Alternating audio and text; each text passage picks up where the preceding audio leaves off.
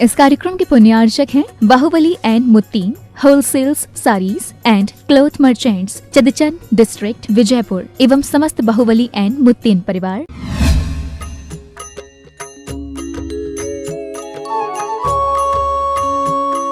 कामदं मोक्षदं चैव ओंकाराय नमो नमः। अहिंसा परमो धर्म की, देवादिदेव श्री ऋषभदेव भगवान की, देवादिदेव श्री शांतिनाथ भगवान, देव श्री महावीर भगवान की, आचार्य गुरुवर कुंद कुंद भगवान की, परम पूज संत शिरोमणि आचार्य गुरुवर विद्यासागर जी महाराज की जय। नमः श्री वरदमानाय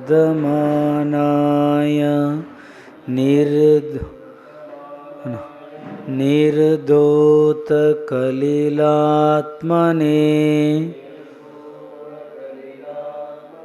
सालोकानां त्रिलोकानां यद्विद्या दर्पणायते यद्विद्या दर्पणायते। ಏನು ಹೇಳ್ತಾ ಇದ್ದಾರೆ ಅಂತಂದರೆ, ಸಮ್ಯಕ್ ದರ್ಶನ ಆದ ತಕ್ಷಣನ ಯಾರಿಗೆ ಸಮ್ಯಕ್ ದರ್ಶನ ನಮ್ದು ಯಾವಾಗ ಶ್ರದ್ಧಾನ ನಿಜವಾದ ಶ್ರದ್ಧಾ ಆಗ್ತದ, ನಮ್ಮಲ್ಲಿ ಎಷ್ಟು ಜ್ಞಾನ ಇದೆಯಾ ಆ ಜ್ಞಾನ ಎಲ್ಲ ಸಮ್ಯಕ್ ಜ್ಞಾನ ಆಗಿಬಿಡ್ತದೆ. ಏನಾಗ್ತದೆ ಅದು ಆಗ್ತಾನೆ. ಅದಕ್ಕೇನು ಬೇರೆ ಅದಕ್ಕಾಗಿ ಒಂದು ಇದು ಮಾಡಬೇಕಾಗಿಲ್ಲ. ಏನು ಮಾಡಬೇಕಾಗಿಲ್ಲ, ಅದಕ್ಕಾದದ್ದೇ ಒಂದು ಪುರುಷಾರ್ಥ ಮಾಡಬೇಕಿಲ್ಲ. ಹೇಗೆ ಅಂತಂದ್ರೆ, ನೀವು ಬೀಜ ಬಿತ್ತಿ ನಿಮಗೆ ಜ್ವಾಳ ಬಂತು ಅಂತಂದರೆ ಅದರದ್ದು ದಂಟು ಕೂಡ ಮೇವು ಬಂದೇ ಬರ್ತದೆ. ಏನಾಗ್ತದೆ, ಅದಕ್ಕಾಗಿಯೇ ನಾವು ಮತ್ತೆ ಎಕ್ಸ್ಟ್ರಾ ಜ್ವಾಳ ಬಿತ್ತಬೇಕಾಗಿಲ್ಲ, ಏನು ಮಾಡಬೇಕಾಗಿಲ್ಲ. ಅದೇ ಥರ ನಮ್ಮ ಎಷ್ಟು ಜ್ಞಾನ ಇದೆಯಾ ಅದೆಲ್ಲ ಸಮ್ಯ ಜ್ಞಾನ. ಅದಕ್ಕಾಗಿ ಜ್ಞಾನಕ್ಕೆ ಹೆಚ್ಚಿಗೆ ಇದನ್ನು ಕೊಟ್ಟಿಲ್ಲ, ಕೆಲವೇ ಒಂದು ಶ್ಲೋಕಗಳನ್ನು ಕೊಟ್ಟು ಪೂರ್ಣ ಮಾಡಿದ್ದಾರೆ. ಇನ್ನು ಮುಂದಿರೋದು ಸಮ್ಯಕ್ ಚಾರಿತ್ರದ ವರ್ಣನೆಯನ್ನು ಮಾಡ್ತಾ ಇದ್ದಾರೆ. ಯಾಕೆಂದರೆ ಈ ಚಾರಿತ್ರ ಬಹಳ ಮಹತ್ವಪೂರ್ಣವಾದಂಥದ್ದು. ಚಾರಿತ್ರಂ ಕಲುದಮ್ಮಂ, ಈ ರತ್ನತ್ರಯ ಬಂದಾಗಲೇ ಆ ಪೂಜ್ಯತೆ ಆಗ್ತದೆ. ಸಮ್ಯಕ್ ದರ್ಶನ ಒಂದೂ ಪೂಜ್ಯ ಅಲ್ಲ, ಸಮ್ಯಕ್ ಜ್ಞಾನ ಆದರೂ ಪೂಜ್ಯತೆ ಇಲ್ಲ. ಪೂಜ್ಯತೆ ಬರಬೇಕು ಅಂತಂದರೆ ಚಾರಿತ್ರ ಬೇಕು. ಏನು ಬೇಕು, ಚಾರಿತ್ರ ಇಲ್ಲದೆ ಆ ಪೂಜ್ಯತೆ ಆಗಲ್ಲ. ಚರಣಾನುಯೋಗದ ಲಕ್ಷಣ ಅದರದನ್ನು ಇಲ್ಲಿ ವರ್ಣನೆ ಮಾಡ್ತಾರೆ.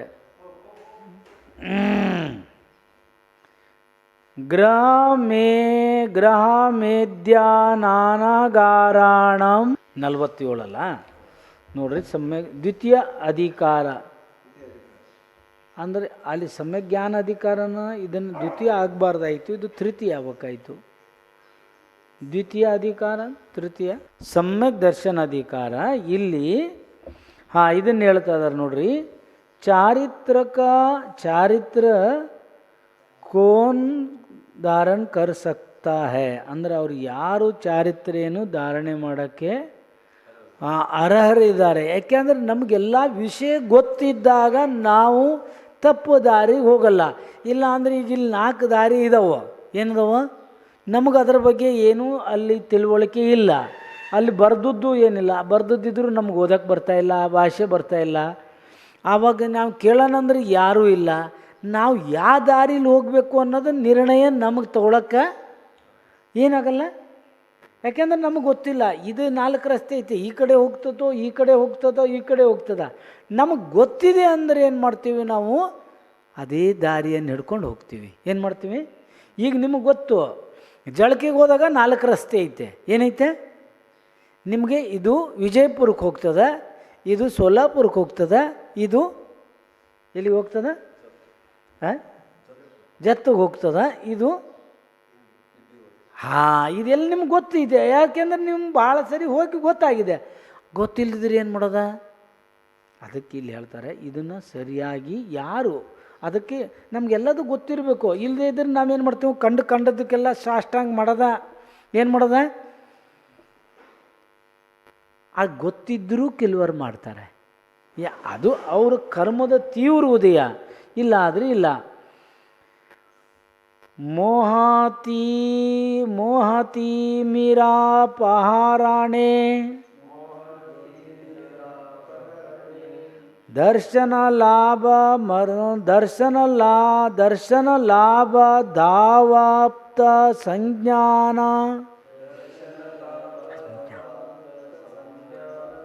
ರಾಗದ್ವೇಷ ನಿವೃತ್ತೆ ಚರಣಂ ಪ್ರತಿಪಾದ್ಯತೆ ಸಾಧು.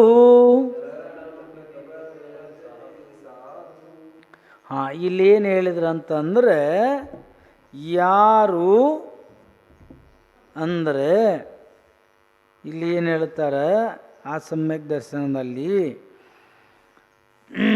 ಆದ ನಂತರ ಸಮ್ಯಕ್ ಜ್ಞಾನ ಆದಮೇಲೆ ಚಾರಿತ್ರ ಧಾರಣೆ ಮಾಡೋರು ಯಾರು ಅನ್ನೋದನ್ನು ಇಲ್ಲಿ ಹೇಳ್ತಾರೆ.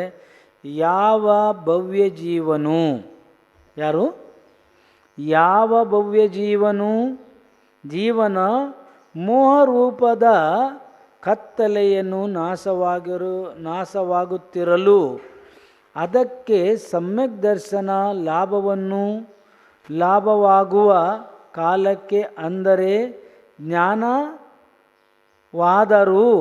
ಸಮ್ಯಕ್ತವನ್ನು ಹೊಂದುತ್ತದೆ.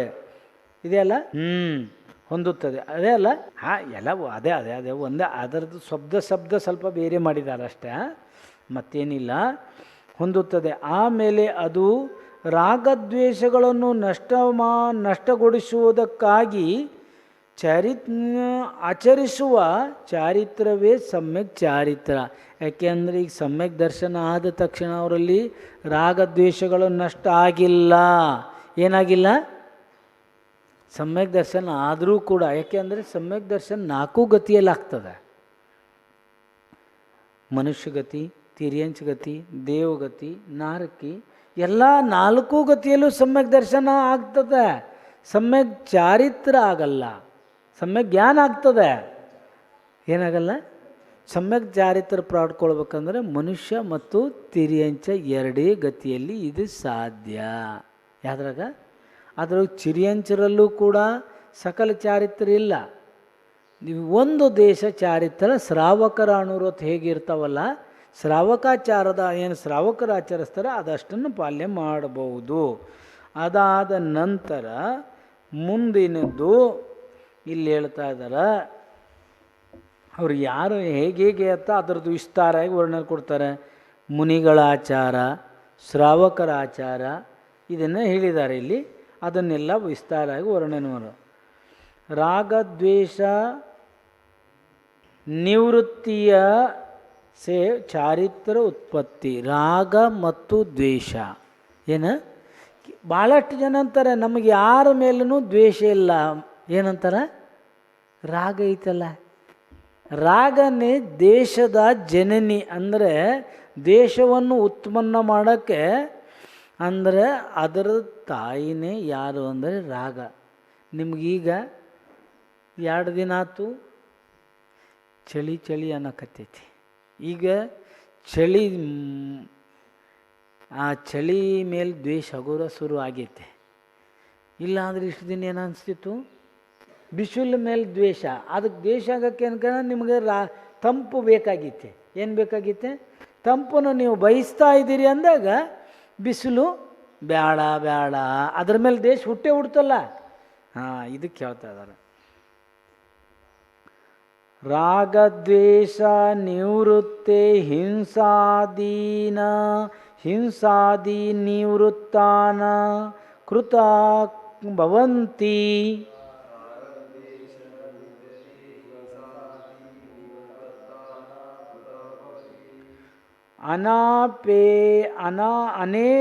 ಅನೇಪಾಕ್ಷಿತಾ ವೃತ್ತಂ ವೃತ್ತಿ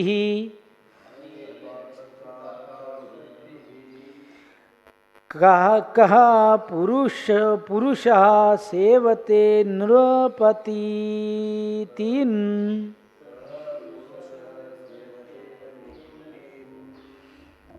ರಾಗದ್ವೇಷ ನಿವೃತ್ತಿಯಿಂದ, ಹಿಂಸಾದಿ ಪಾಪಗಳಿಂದ ನಿವೃತ್ತ. ಯಾವುದರಿಂದ? ಹಿಂಸಾದಿ ಪಾಪಗಳಿಂದ ನಿವೃತ್ತ.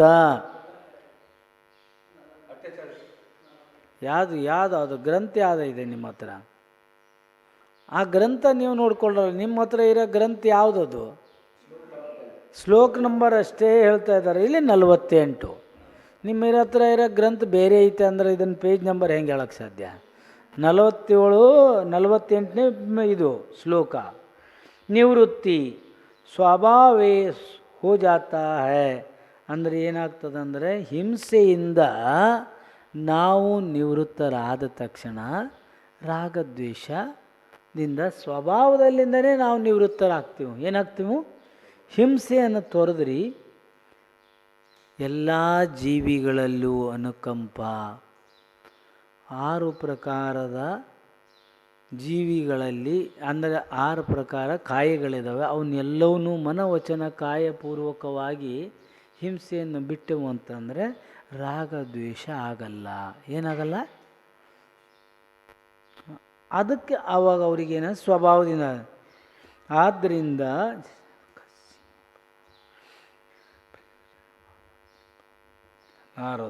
ಅದರಿಂದ ಏನಾಗ್ತದೆ ಅಂತಂದರೆ, ಅಂಥ ಒಂದು ಪ್ರಯೋಜನ ಇಲ್ಲದಿದ್ದ ಆವಾಗ ಅವನೇನಾಗ್ತಾನೆ ಅಂದರೆ, ನನಗೆ ಇದರಿಂದ ಪಾಪ ಬಂದ ಆಗ್ತದೆ, ನನಗೆ ಸಂಸಾರದಲ್ಲಿ ಸುತ್ತಬೇಕಾಗ್ತದೆ ಅಂತ ವಿಚಾರ ಮಾಡಿ ಅವನೇನು ಮಾಡ್ತಾನೆ, ಹಿಂಸೆ 5 ಪಾಪಗಳಿಲ್ಲದೆ ಆಗುತ್ತದೆ. ಈ 5 ಪಾಪಗಳ ಭಾವನೆ ಪಾಪಗಳ ಅಭಾವವೇ ಸಮ್ಯಕ್ ಚಾರಿತ್ರವೆನಿಸುತ್ತದೆ.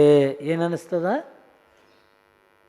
ಯಾರಿಗೆ ಯಾವ ಅಪೇಕ್ಷೆ ಇಲ್ಲವೋ ಅಂತಹ ವ್ಯಕ್ತಿಯು ರಾಜನ ಸೇವೆಯನ್ನಾಗಲಿ ಮಾಡಲಿಕ್ಕೆ ಏಕೆ ಹೋಗುತ್ತಾನೆ. ಈಗ ಏನಾಗ್ತದೆ ಅಂದರೆ, ಹಿಂಸೆ ಏನು ರಾಗದೇಶ ಯಾಕೆ ಮಾಡ್ಬೇಕಾಗ್ತದ?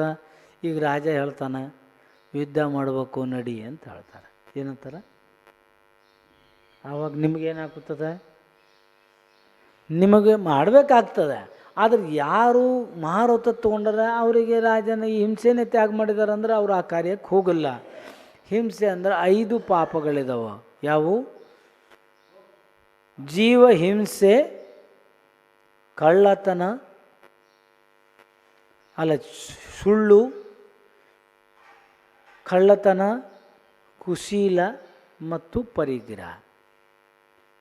ಈ 5 ಪಾಪಗಳಿವೆ. ಯಾವುದೇ ಜೀವವನ್ನು ನನ್ನ ಮನವಚನ ಕಾಯಗಳಿಂದ ಅದರ ಪ್ರಾಣಗಳನ್ನು ಅದಕ್ಕೆ ನೋವು ಮಾಡೋದು, ಅದಕ್ಕೆ ತ್ರಾಸು ಕೊಡೋದು, ಅದರ ಪ್ರಾಣ ತೆಗೆಯೋದು, ಅದನ್ನು ಸಾಯಿಸೋದು, ಇದೆಲ್ಲ ಹಿಂಸೆಯಲ್ಲಿ ಬರ್ತದೆ.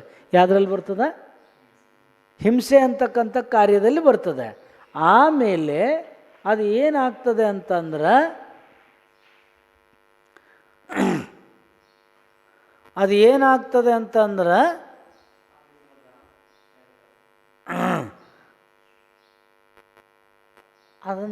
ಅದರಿಂದ ನಮಗೆ ಪಾಪ ತಟ್ತದೆ, ಪಾಪ ಬಂದಾಗ್ತದೆ, ಅದಕ್ಕೆ ಬಿಟ್ಟುಬಿಡ್ತಾನೆ. ಅದೇ ಪ್ರಕಾರ ಸುಳ್ಳು ಹೇಳೋದ್ರಿಂದನೂ ಪಾಪ ಬಂದಾಗ್ತದೆ. ಕಳ್ಳತನ ಮಾಡೋದ್ರಿಂದನೂ ಪಾಪ ಬಂದಾಗ್ತದೆ.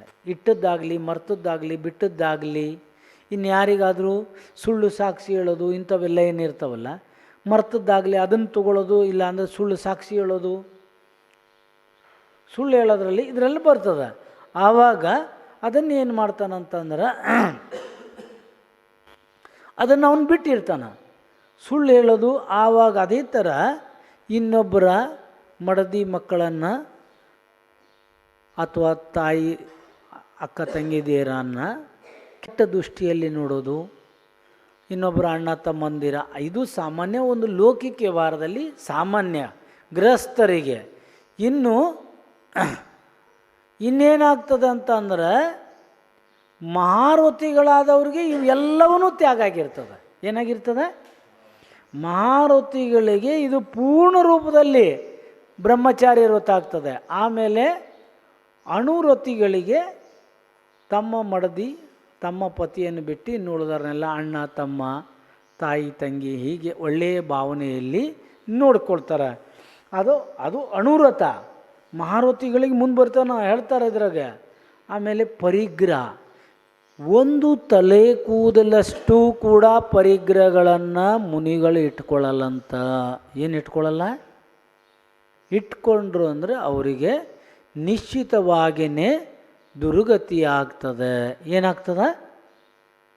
ಎಲ್ಲ ಪರಿಗ್ರಹಗಳನ್ನು ತ್ಯಾಗ ಮಾಡಿದ್ದಾರೆ ಅವರು, ಅವ್ರಿಗೆ ಇಟ್ಕೊಳಂಗಿಲ್ಲ. ಅದಕ್ಕಾಗಿ ನಮ್ಗೆ ಗೊತ್ತಿರಬೇಕು. ನಾವೇನು ತಿಳ್ತೀವೋ, ಮುನಿಗಳಿಗೆ ಹಣ ಕೊಟ್ಟ ತಕ್ಷಣ ನನಗೆ ಪುಣ್ಯ ಬಂದಾತು ಅಂತ ತಿಳ್ಕೊತಾರೆ. ಏನು ತಿಳ್ಕೊತಾರೆ? ಮಹಾಪಾಪ ಬಂದಾಗ್ತದೆ. ಯಾಕೆ ಅಂತಂದರೆ ಅವರಿಗೆ ಅವಿಶಾಪ ಇದೆ. ದಾನ ಕೊಡೋಕೆ ಉಪದೇಶ ಹೇಳಿದ್ದಾರೆ. ದಾನ ಕೊಡ್ರಿ, ಎಲ್ಲಿ ಕೊಡಬೇಕು, ಯಾವ ಜಾಗದಾಗ ಕೊಡಬೇಕು ಅದನ್ನು ಹೇಳಿದ್ದಾರೆ. ಹಾಗಾಗಿ ಯಾವುದೂ ನೀವು ನಿಮ್ಮಲ್ಲಿದ್ದಂಥ ಪರಿಗ್ರಹದಲ್ಲಿ ಸೀಮೆ ಮಾಡ್ಕೊಳ್ಬೇಕು. ಏನು ಮಾಡ್ಕೊಳ್ಬೇಕು? ನಾನು ಇಷ್ಟು ಜೋಡಿ ಬಟ್ಟೆ ಇಟ್ಕೊತೀನಿ, ಇಷ್ಟು ಮನೆ ಇಟ್ಕೊತೀನಿ, ಇಷ್ಟು ಗಾಡಿ ಇಟ್ಕೊತೀನಿ, ಇಷ್ಟು ನಮ್ಮ ಆಳ ಮಗ ಆಳ ಮಕ್ಕಳನ್ನ ಇಟ್ಕೊಳ್ತೀನಿ, ಇಷ್ಟೇ ಹೊಲ ಗದ್ದೆ ಇಟ್ಕೊಳ್ತೀನಿ, ಇಷ್ಟೇ ಬಂಗಾರ ಬೆಳ್ಳಿಗಳನ್ನು ಇಟ್ಕೊತೀನಿ ನಾನು.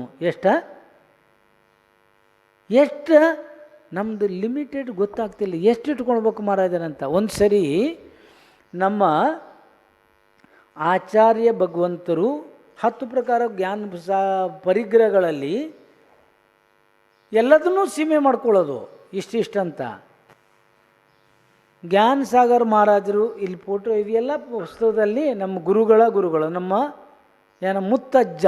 ಯಾರು ಅಂದರೆ ಅಜ್ಜ. ಮುತ್ತಜ್ಜ ಅಲ್ಲ, ಅಜ್ಜ. ಏನು ನಮ್ಮ ಆ ಗುರುಗಳು ಅವ್ರು ಏನು ಮಾಡಿದ್ರು, ನಿಮ್ಮಂಥವನೊಬ್ಬರು ಶ್ರಾವಕ ಬಂದು ಕೇಳಿದಂತೆ. ಯಾವಾಗ 50 ವರ್ಷದ ಮೊದಲೇ ಏನು ಕೇಳಿದಾನ, ಮಹಾರಾಜರೇ ನಾನು ಪರಿಗ್ರಹ ಪರಿಮಾಣ ವ್ರತ ತಗೊತೀನಿ ಅಂತ ಅಂದ್ರಂತೆ. ಪರಿಗ್ರಹ ಪರಿಮಾಣ ವ್ರತ ತಗೊತೀನಿ, ತಗೊಳ್ಳಿ ಅಂತ ಅಂದ್ರಂತೆ. ಎಷ್ಟು ಅಂತ ಅಂದ್ರಂತೆ. 5 ಕೋಟಿ ರೂಪಾಯಿದ ತಗೊಳ್ತೀನಿ ಅಂತ ಅಂದ್ರಂತೆ. ಆವಾಗ ಮಹಾರಾಜರಿಗೆ ಕೇಳಿದ್ರಂತೆ, ನಿಮ್ಮ ಹತ್ರ ಎಷ್ಟಿದೆ ಈಗ ಅಂತ ಕೇಳಿದ್ರಂತೆ. ನನ್ನ ಹತ್ರ 5,000ನೂ ಇಲ್ಲ. ಎಷ್ಟಿಲ್ಲ ಅಂದ್ರೆ 5,000 ಎಲ್ಲ 5 ಕೋಟಿದು ಪರಿಗ್ರಹ ಪರಿಮಾಣ ವ್ರತ ಆಗಕ್ಕೆ ಸಾಧ್ಯ ಇಲ್ಲ. ಅದು 5,000 ಇದೆ ಅಂದರೆ ನಿಮ್ಮ ಹತ್ರ ಅದನ್ನು ಸ್ವಲ್ಪ ಕಮ್ಮಿ ಮಾಡಿಕೊಂಡು 4,000, 3,000, 2,000 ಅಥವಾ 4,500 ಮಾಡಿ ಕಮ್ಮಿ ಮಾಡ್ಕೊಂಡು ತೊಗೊಳ್ಳೋದಕ್ಕೆ ಅದಕ್ಕೆ ಪರಿಗ್ರಹ ಪರಿಮಾಣ ವ್ರತ ಅಂತಾರೆ. ನಿಮ್ಮ ಹತ್ರ ಈಗ 5 ರೂಪಾಯಿ ಇಲ್ಲ, 5 ಕೋಟಿದು ನೀವು ಪರಿಗ್ರಹ ಪರಿಮಾಣ ವ್ರತ ಮಾಡಿಕೊಂಡ್ರೆ ಇದಕ್ಕೇನು ಧರ್ಮ ಅಂತ ಹೇಳಲ್ಲ. ಏನು ಹೇಳಲ್ಲ? ಗೊತ್ತಾಯ್ತಾ? ಅದಕ್ಕೆ ಹೇಳಿದ್ದಾರೆ ಈ ರೀತಿ ಪರಿಗ್ರಹ ಪರಿಮಾಣ.